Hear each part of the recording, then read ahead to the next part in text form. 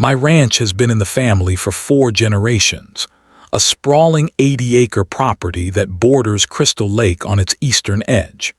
The water gleams like polished glass in the morning light, reflecting the mountain ranges that cradle our valley.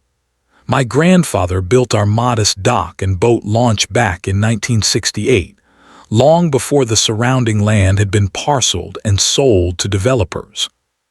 For over 50 years, this small stretch of shoreline has been our gateway to the water, a place where I learned to fish, swim, and eventually captain my own small vessel. The property itself has always been more than just land to me. The weathered barn still stands proudly despite seasonal beatings from winter storms. My grandparents' original farmhouse has been expanded over the decades, but maintains its rustic charm. The sprawling pastures provide grazing for my small herd of cattle, though ranching has become more hobby than livelihood in recent years.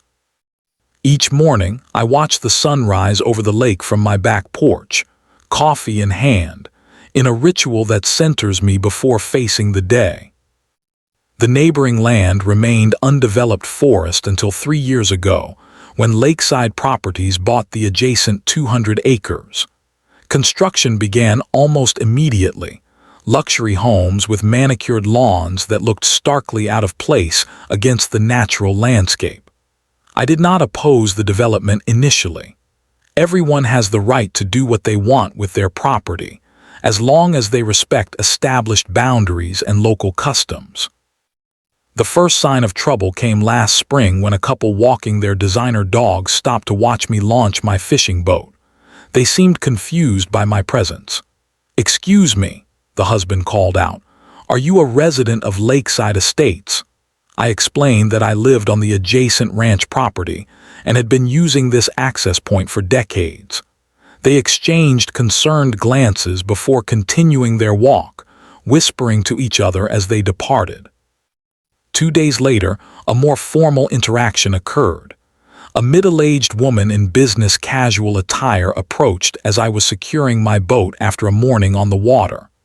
"Hello there," she said with a smile that did not reach her eyes.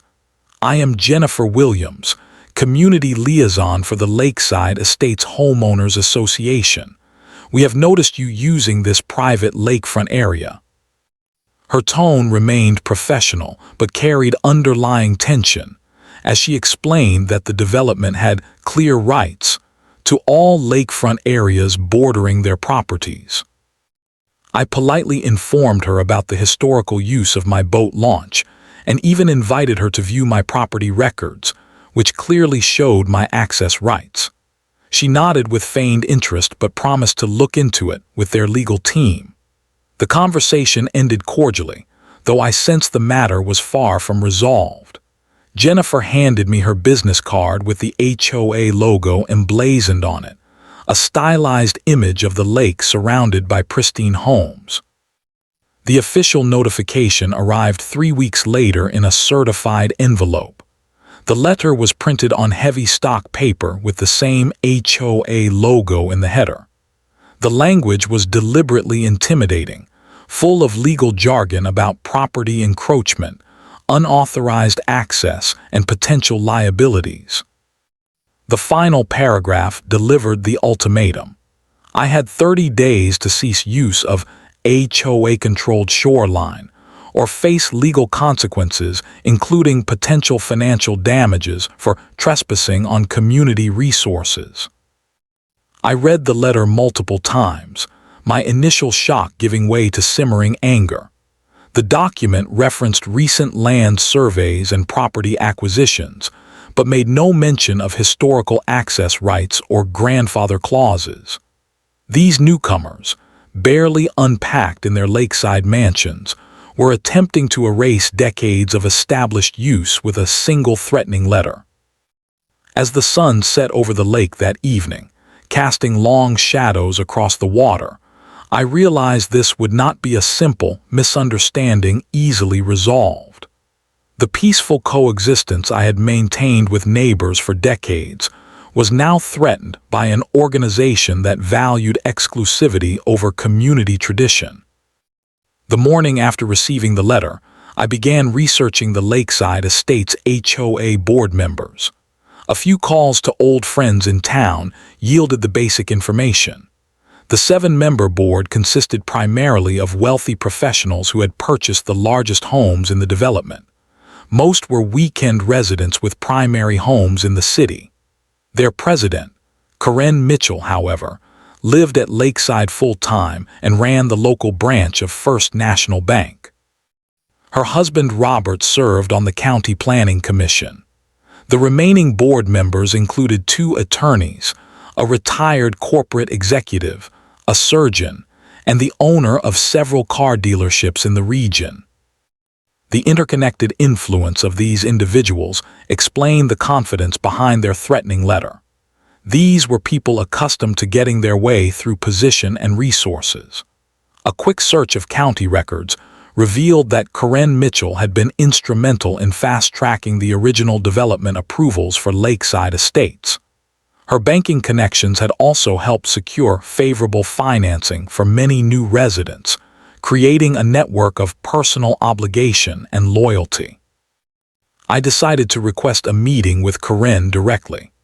Her assistant at the bank initially attempted to deflect me, but after I mentioned the property dispute and hinted at potential public discussion of the matter, an appointment was arranged for the following afternoon.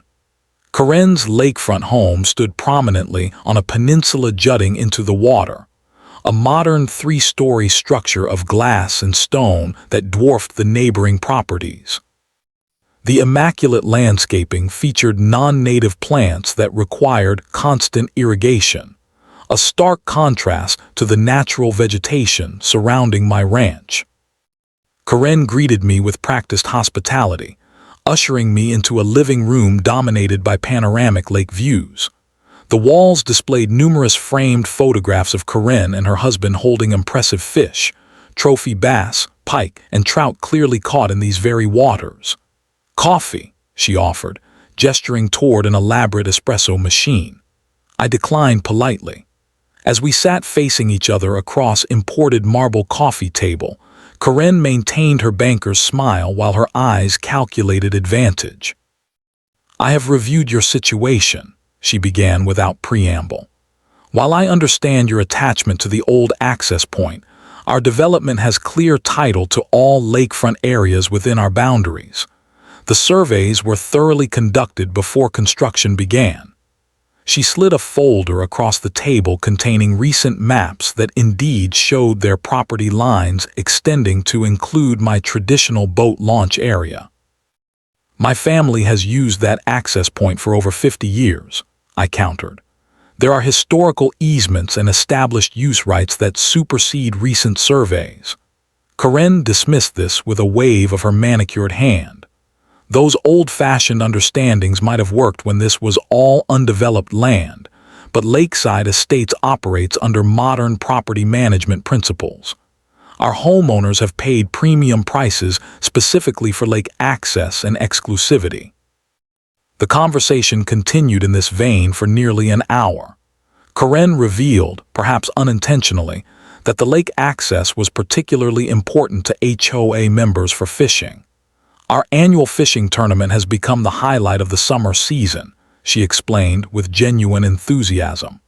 "Last year we had participants from 3 states and considerable local press coverage."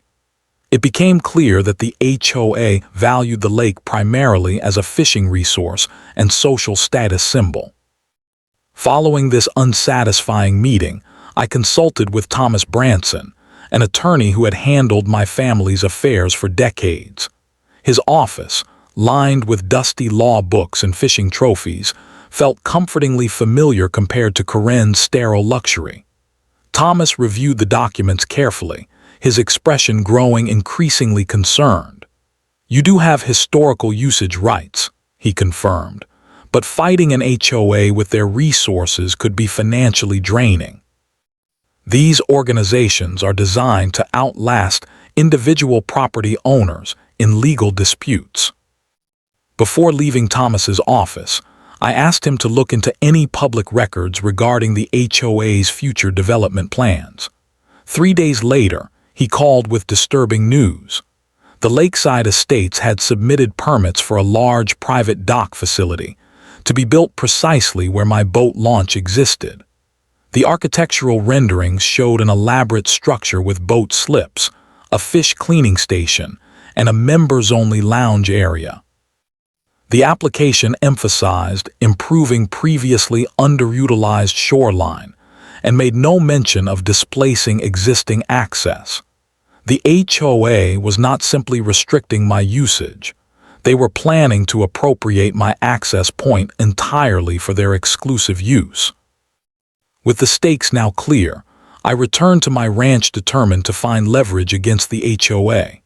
My grandfather had been meticulous about property documentation, storing decades of records in his old oak chest in the attic.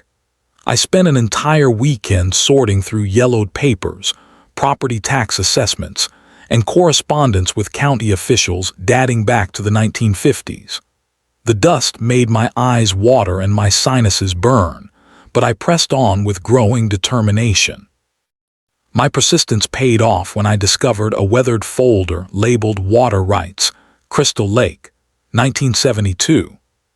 Inside were documents I had never seen before, legal papers establishing that my grandfather had secured senior water rights to nearly a third of the lake when he allowed the county to use part of his land for a watershed management project. These rights had been properly recorded with the State Water Authority and transferred with the property deed through each generation. According to these documents, I controlled not just access to the lake but actual legal rights to a significant portion of the water itself. To verify this extraordinary discovery, I visited the county record's office in person. The clerk, Martha, had worked there for 30 years and remembered my father and grandfather. "Let me check the water rights registry," she offered, disappearing into a back room filled with bound volumes. She returned an hour later with official confirmation. My water rights remained valid and had never been contested or modified.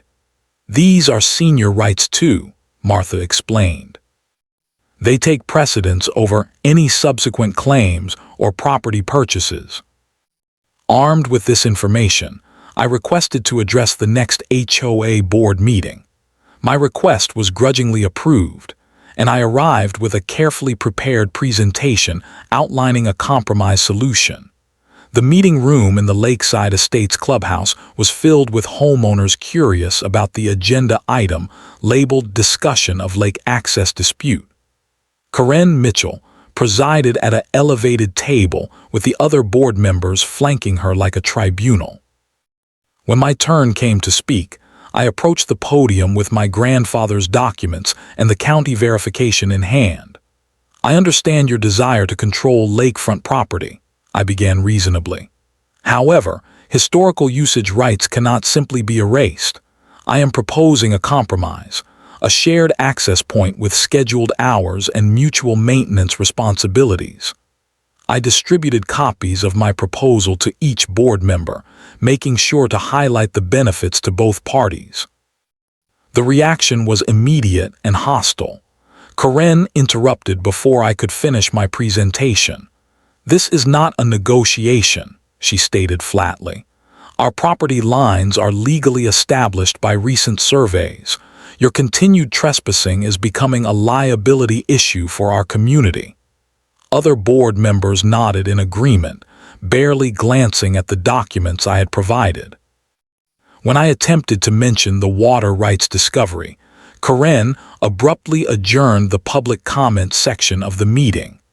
I was politely but firmly escorted from the building by their security personnel. The HOA's response came swiftly. The very next morning, I awoke to the sound of construction equipment at my boat launch area. By the time I arrived, workers were already installing concrete barriers across the access path. Metal posts had been driven into the shoreline, each bearing freshly printed signs declaring "Private Property Lakeside ESTATES HOA. No trespassing VIOLATORS will be PROSECUTED." The foreman refused to halt work even when I showed him my property documents, stating he was following direct orders from the HOA board. This blatant escalation required specialized legal help.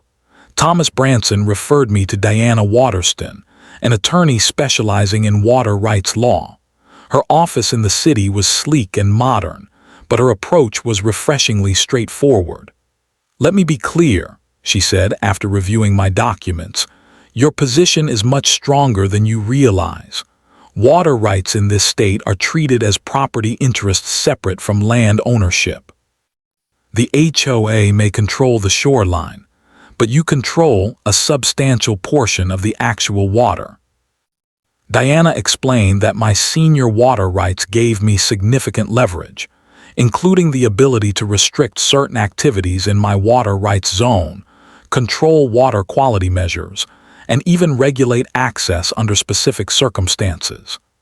"They have seriously overplayed their hand," she concluded with a hint of admiration. "They assumed you were just another individual they could intimidate with legal threats and shows of force."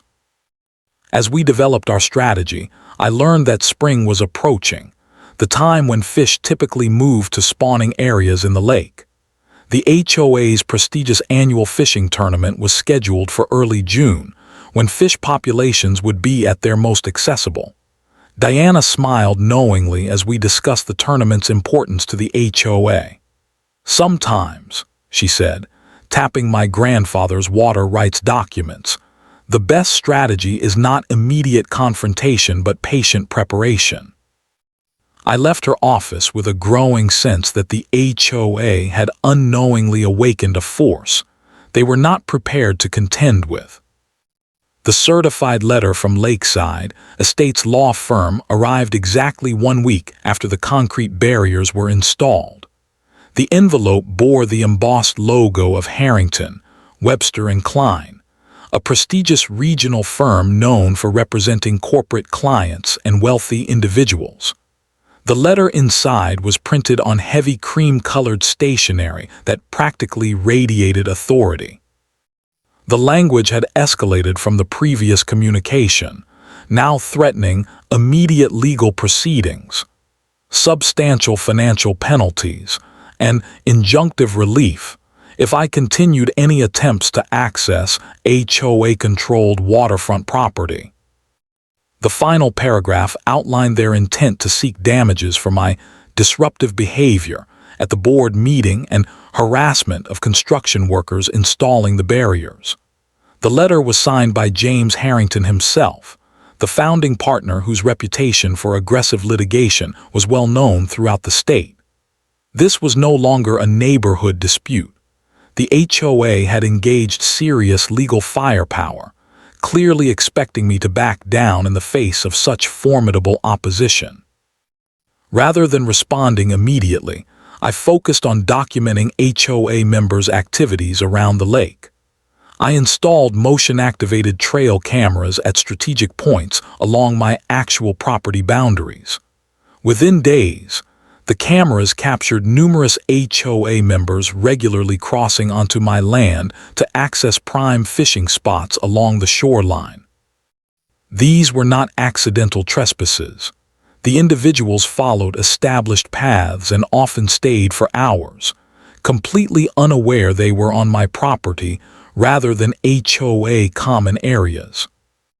The most interesting footage showed Karen Mitchell herself leading a group of potential homebuyers across my meadow to showcase what she described as exclusive community fishing access. Her sales pitch, clearly audible on the camera's microphone, made no mention that they were standing on private property not owned by the development. I carefully cataloged each trespass, noting dates, times, and when possible, the identities of the individuals involved. While collecting this evidence, I also reached out to the State Department of Environmental Protection. My initial inquiry about lake usage regulations led to a meeting with Regional Director Alan Peterson. His office walls featured maps of waterways under the department's jurisdiction, with Crystal Lake prominently marked. "We have concerns about several developments in your area," he admitted after I explained my situation.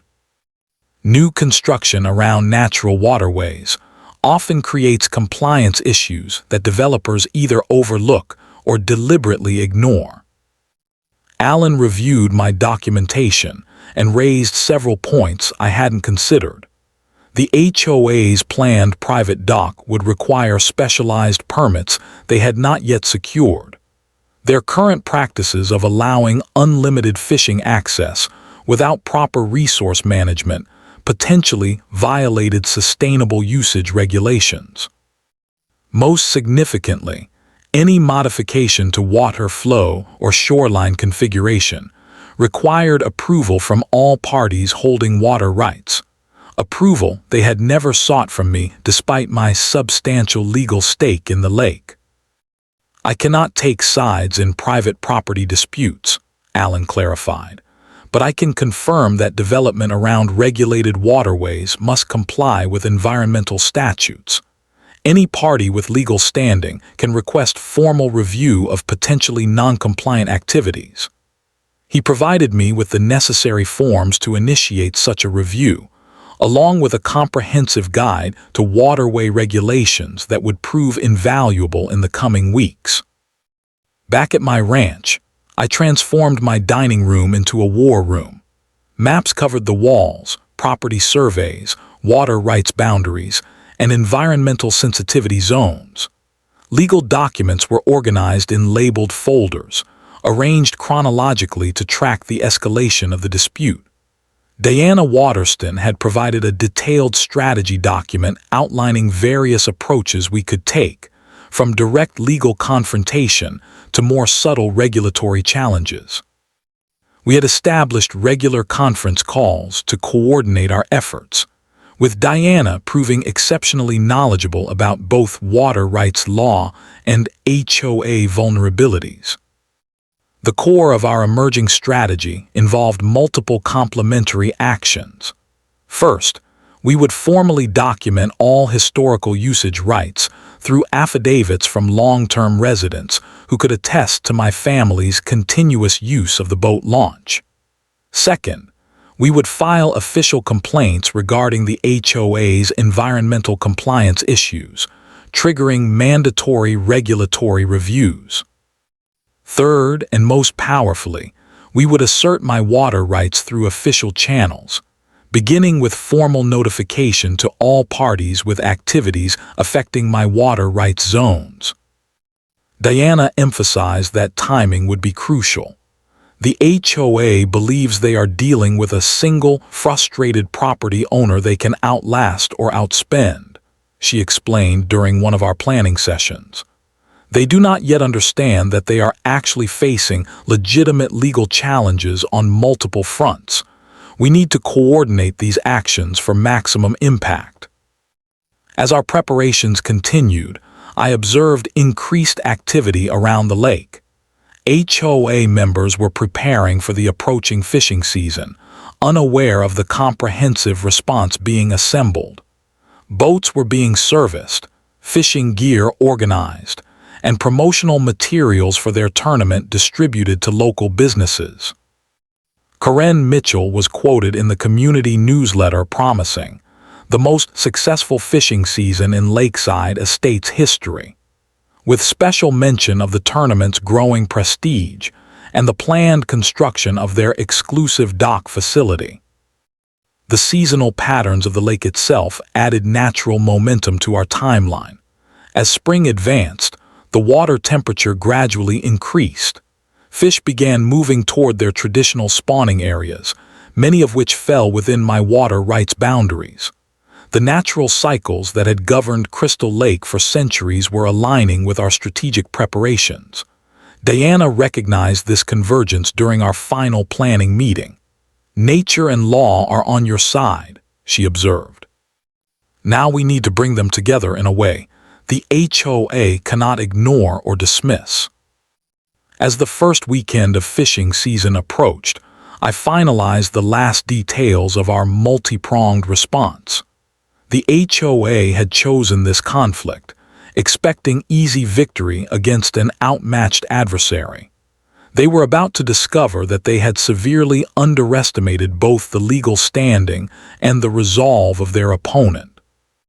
While they prepared their fishing rods and tournaments, I prepared something much more consequential, a comprehensive assertion of rights that would fundamentally reshape access to Crystal Lake for years to come. The morning mist hovered over Crystal Lake as I began implementing the first visible phase of our strategy. I had hired a professional surveyor who specialized in waterfront properties to mark the exact boundaries of my land and water rights zones. By sunrise, we were placing bright orange survey stakes along my legitimate property lines, creating an undeniable visual statement of ownership. More significantly, we anchored a series of yellow buoys along the underwater boundary where my water rights began, creating a floating line across approximately 1/3 of the lake. Each buoy bore a simple, legally precise message: private water rights area permission required for access, contact Pine Ridge Ranch. The surveyor ensured every marker was placed with GPS precision, documenting each location with photographs and official coordinates. "These are properly registered navigational markers," he explained. "Removing or damaging them is a violation of waterway regulations." By mid-morning, the boundaries of my rights were clearly visible to anyone approaching the lake. Simultaneously, Diana Waterston's office prepared formal notification packages for each HOA member. These certified letters contain detailed maps showing my property boundaries and water rights zones, historical documentation establishing the validity of these rights, and explicit notice that permission to access these waters was now formally revoked. The legal language was precise and unambiguous. Pursuant to State Water Code Section 647.3, unauthorized access to private water rights areas constitutes trespass and may result in civil penalties. Each package included photographic evidence of the recipient's previous trespasses captured by my trail cameras. The notifications were timed to arrive the day before the first weekend of fishing season, a deliberate tactical choice that maximized impact while providing legally sufficient notice. Diana had explained that this timing would prevent the HOA from securing emergency injunctions before the weekend, as courts typically required more procedural time for water rights disputes. The season would begin with my boundaries clearly established and documented. To monitor compliance and gather evidence of any violations, I expanded my surveillance network. Additional weatherproof cameras were installed at key points around the property, their memory cards and batteries freshly replaced. I also invested in a small drone with recording capabilities to monitor lake activity from above. These technological tools were supplemented by 2 retired game wardens I hired to patrol my property lines during daylight hours, providing both security and official witnesses to any trespassing attempts. The fishing season's opening day arrived with perfect weather, clear skies and light winds that would normally bring dozens of boats onto the lake by early morning. I watched from my observation point as the first HOA members approached in their expensive bass boats, engines throttled down as they noticed the unfamiliar buoy line across their traditional fishing routes. The initial confusion was evident in their body language, boats circling uncertainly near the markers as they tried to understand the new restrictions. By mid-morning, the confrontations began. A large pontoon boat bearing the HOA logo approached my shoreline directly, Corinne Mitchell standing prominently at the helm. She steered directly toward my dock, where I waited with one of the retired wardens and a video camera documenting the encounter. Corinne cut the engine as they drifted to a stop just short of my buoy line. "What is the meaning of this?" she demanded, gesturing toward the markers. "You have no authority to restrict lake access. These buoys are illegal and must be removed immediately." Several board members stood behind her, their expressions ranging from confusion to outright anger. They had arrived expecting another day of unchallenged authority and found instead a direct challenge to their presumed control. I remained calm, aware that our interaction was being recorded from multiple angles. These markers accurately reflect my legal water rights boundaries, which are registered with the State Water Authority, I explained, holding up the official documentation. As I attempted to discuss at your board meeting, my family has established water rights predating your development by nearly 50 years. You are currently approaching a private water rights zone without permission. The confrontation continued for nearly 20 minutes, with Karen growing increasingly frustrated as I calmly recited the relevant legal statutes and water rights documentation. Her threats of immediate legal action were met with polite reminders that all my actions had been properly executed under state law. When she finally demanded to know how I expected the HOA to access their traditional fishing areas, I simply replied, "That would have been an excellent topic for the negotiation you refused to consider." Similar scenes played out around the lake throughout the weekend. HOA members in fishing boats approached the buoy lines, read the notices, and typically retreated after brief confrontations with my patrol staff. Each encounter was documented, with particular attention to any attempts to cross the boundaries. By Sunday evening, word had spread throughout the community. The prime fishing areas of Crystal Lake, long considered accessible to all Lakeside Estates residents, were now effectively off-limits. The impact on the HOA became evident almost immediately. Their community forum filled with complaints from residents who had purchased homes specifically for the advertised fishing access. Real estate agents reported potential buyers expressing concerns about the suddenly restricted lake usage. Most significantly, participants in the upcoming fishing tournament began calling the HOA office questioning whether the event could proceed as planned given the new limitations on accessing the most productive fishing zones. Karen Mitchell called an emergency board meeting, which I monitored through an HOA member who had become sympathetic to my position after researching the legal issues himself. According to his report, the board was in disarray, with some members blaming Karen for escalating the conflict without proper legal research. The tournament committee warned that sponsors were threatening to withdraw if the access issues remained unresolved. What had begun as a simple property bullying attempt had evolved into a crisis, threatening the HOA's centerpiece social event, and potentially their property values. From my vantage point overlooking the now quiet lake, I observed HOA members gathering on their communal dock, gesturing angrily toward my buoy line. Their prestigious tournament was scheduled to begin in just 2 weeks, and their most reliable fishing spots, the areas where trophy fish were consistently caught for promotional photographs, now lay within my clearly marked boundaries. The balance of power had shifted dramatically, but I knew from Diana's warnings that the HOA would not concede without exhausting every option available to them. Their counterattack would likely be swift and multifaceted. The HOA response came with overwhelming force. A courier delivered a massive legal filing from Harrington, Webster, and Klein the following Tuesday, nearly 300 pages of motions, affidavits, and exhibits demanding emergency injunctive relief. The documents sought immediate removal of all boundary markers, unspecified monetary damages for tortious interference with community activities, and court costs including their considerable legal fees. A hearing had been scheduled for the following week, deliberately timed just before their fishing tournament.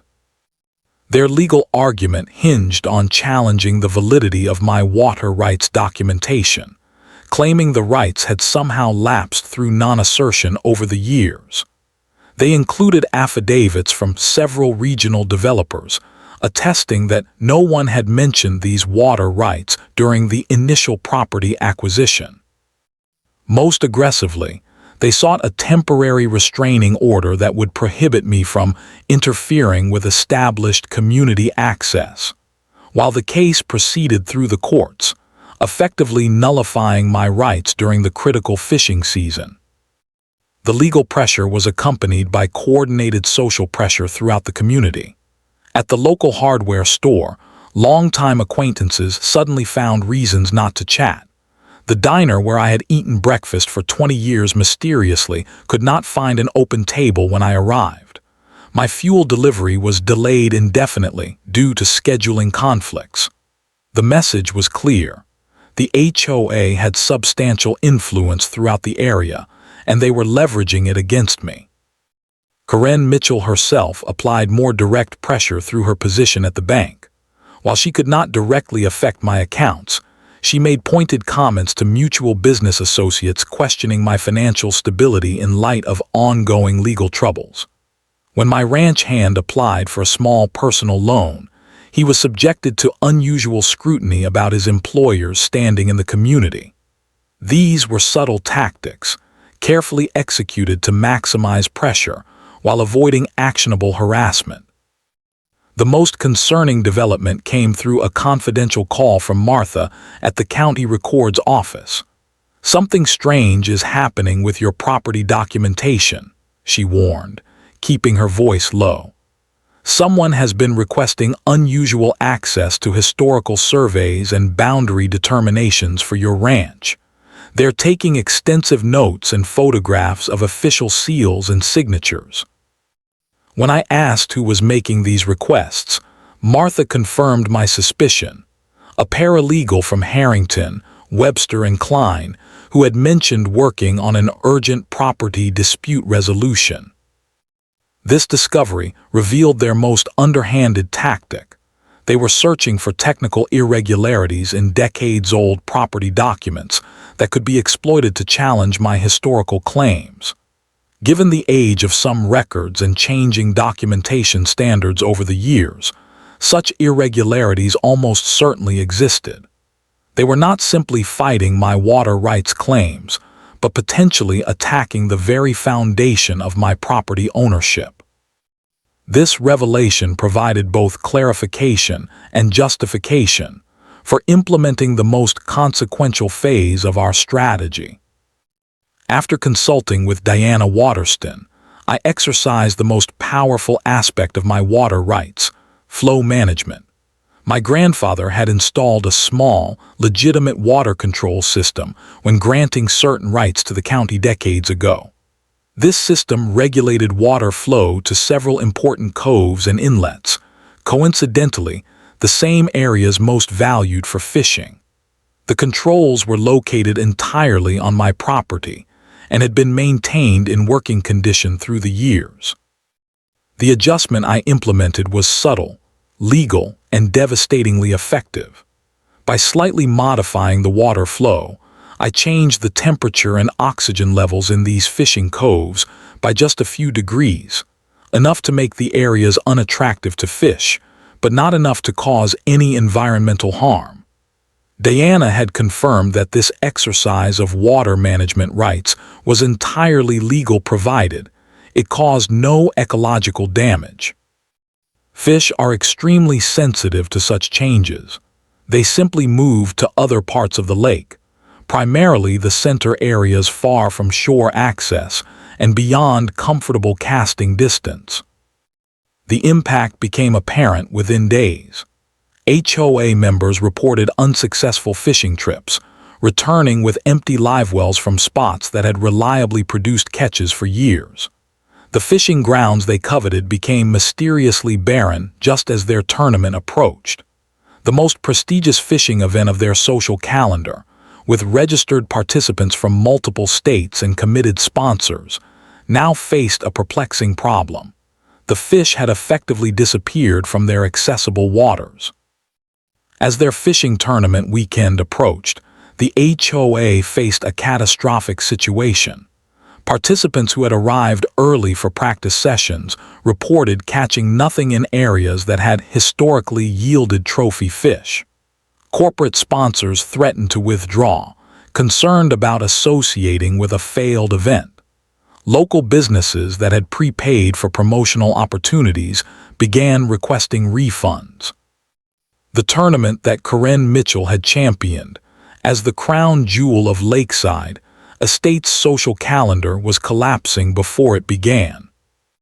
3 days before the scheduled tournament start, I received an unexpected phone call from Robert Mitchell, Karen's husband.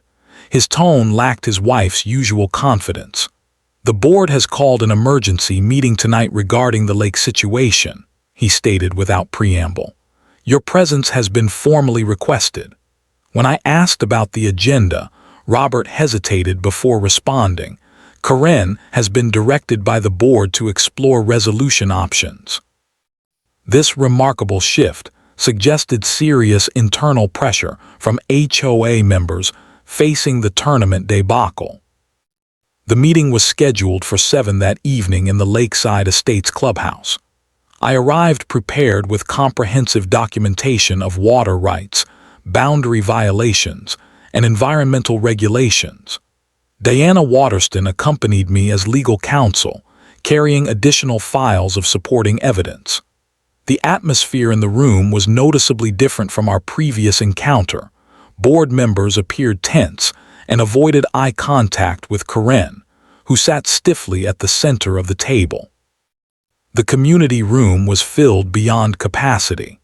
HOA members lined the walls, many wearing tournament merchandise and expressions of concerned frustration.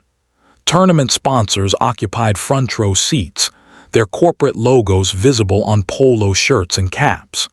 The attendance reflected the escalating stakes. What had begun as a simple access dispute now threatened community property values, social standing, and economic relationships. Karen opened the meeting with a noticeably moderated tone. "We are here to discuss the ongoing lake access situation and explore potential compromises that might allow our tournament to proceed as scheduled." Her careful wording and subdued demeanor suggested this approach had been imposed rather than chosen. Several board members nodded pointedly, confirming my suspicion of internal revolt against her previous aggressive stance. When invited to speak, I approached the podium with calm confidence. "I appreciate this opportunity for productive dialogue," I began, deliberately echoing the reasonable tone I had attempted at our first meeting. "As I tried to discuss months ago, this situation has always had potential for mutual resolution." I methodically presented my documentation, beginning with historical water rights and proceeding through the chronology of the dispute, including the HOA's escalating actions and my legal responses. The presentation culminated with a comprehensive explanation of my legitimate control of crucial aspects of the lake ecosystem. "The current fishing conditions result from legal exercise of established water rights," I explained, displaying the county certification of these rights. "These rights exist independently from shoreline property ownership and take precedence due to their senior status." The room remained silent as the implications became clear. I controlled more than just access to the water. I influenced the fundamental conditions that determined fishing success. Board members exchanged glances as the full extent of their miscalculation became apparent. Karen's authority visibly diminished as sponsors in the audience began whispering urgently among themselves. The tournament director approached the board table, asking pointed questions about contingency plans. The carefully constructed image of HOA power and exclusivity was unraveling in real time. Negotiations unfolded over the next 4 hours, frequently pausing for board members to confer privately. The resulting comprehensive agreement contained several key provisions. I regained uncontested access to my historical boat launch, protected by a permanent easement recorded with the county. The HOA received permitted access to specific fishing areas with clearly defined environmental protections and usage limitations. Additional provisions established mutual respect requirements, violation penalties, and permanent easements that would survive property transfers. Most importantly, the agreement included acknowledgement of my water rights and established a joint lake management committee with representation from both parties. This committee would oversee water quality, fishing sustainability, and shoreline development to ensure balanced interests moving forward. The document was notarized that evening, with filing at the county recorder's office scheduled for the following morning. With the agreement finalized, I restored the natural water flow patterns to the fishing coves. The ecosystem responded quickly. Within days, fish returned to their traditional areas. The tournament proceeded under modified rules acknowledging the new boundaries and access protocols. While different from their original vision, the event successfully established a precedent for sustainable lake usage that respected both HOA interests and my historical rights. The following months brought unexpected positive developments. The Joint Management Committee fostered improved community relations as HOA members gained appreciation for the lake's complex ecosystem. Several residents became genuinely interested in the history of the area, visiting my ranch to view historical documents and photographs. Karen Mitchell eventually stepped down as HOA president, replaced by a moderate board member who prioritized collaboration over confrontation. My ranch once again became a peaceful haven as the dispute resolution restored the natural balance of the property. My boat access remained secure, protected by legal documentation that would endure for generations. The lake continued its seasonal rhythms, supporting both traditional uses and new community activities under a framework of mutual respect.